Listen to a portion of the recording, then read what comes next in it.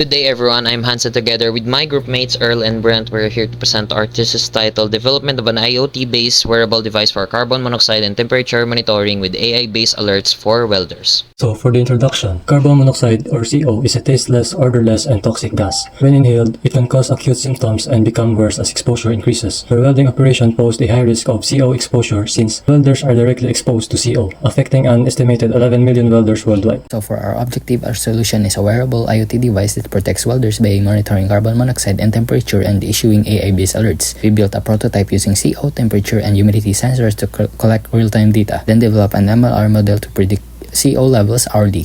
Finally, we validated the system using statistical metrics and by comparing it with a commercial device to ensure accuracy and reliability. So for the significance, the device provides welders with real-time CO and temperature alerts to reduce exposure risks while also giving welding shops data to improve ventilation and safety decisions. For the scope, the study focuses on small welding and uses a BLE mobile app to cloud system to transmit data processed by an MLR model. The device monitors CO, temperature, and humidity as key factors affecting welding environments. Lastly, for the delimitations, the system is limited to short-range BLE, relies on MLR due to a small dataset, and was tested only on small using a single comparison CO sensor, which may affect accuracy and broader applicability. For the methodology, our system uses a mixed method approach, integrating device design, AI model, and system testing. First, the design phase. We develop a wearable prototype for welders by integrating CO, temperature, and humidity sensors with a microcontroller. Second, the AI model. We are implementing a multiple linear regression model in order to predict dangerous CO concentration trends before they peak. Third, evaluation. We will measure performance of our prototype by benchmarking against commercial device. We will use metrics like RMSE, MAE, squared, and confirming its statistical significance with F-test and T-test. Design phase is by starting from the identifying the welder safety problem, then researching it, and choosing the right sensors and components and developing our initial prototype. There, we iteratively test, evaluate, and redesign to optimize our device. That is our methodology. Next, for our system architecture, first for our input, we have the sensor and 9 volts rechargeable battery as power supply and buck converter to limit the voltage going to ESP32, and the next is the microcontroller as the brain of the device, then AI model in the mobile app, and the mobile app sends data to the cloud storage. Next, we have a buzzer, LEDs, and the OLED display as device outputs.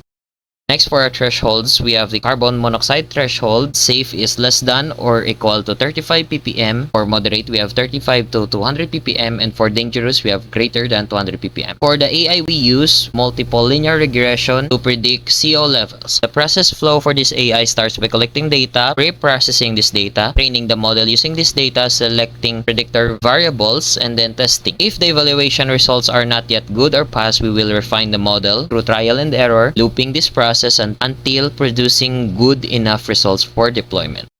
Next is the mobile app UI. This is the user interface of the mobile app we develop, where we have these features. First is the threshold alerts. Next is CO row data readings time series plot, predicted CO readings time series plot, prediction CO levels data, Bluetooth connection icon and handler, CO temperature and humidity raw data readings, and a dark mode feature.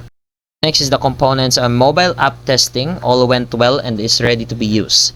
Next slide is the model performance using a method of 80-20 by randomly dividing the data and using 80% of the data set as the training set and 20% for testing. And we have observed that 90 to 100 hours of data sampling, a smaller sampling interval, and mixed welding and environment condition is increased the model performance compared to 40 to 50 hours of sampling, the bigger sampling interval, and repeated conditions.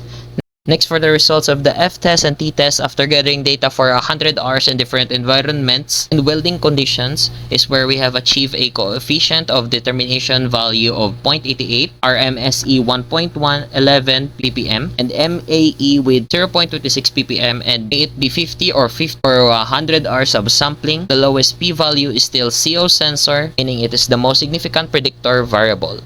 So for the conclusion, this study developed an IoT-based wearable device that enhances welder safety by monitoring CO, temperature, and humidity in real time with AI-driven predictive alerts. The system achieves strong performance and reliably predicted CO levels using a multiple linear regression model with statistically significant predictors. The mobile app and cloud storage enabled real-time visualization and downloadable exposure logs. Though the model showed moderate underestimations due to limited sampling hours and conditions, future work should expand data collection across more diverse welding scenarios to improve reliability.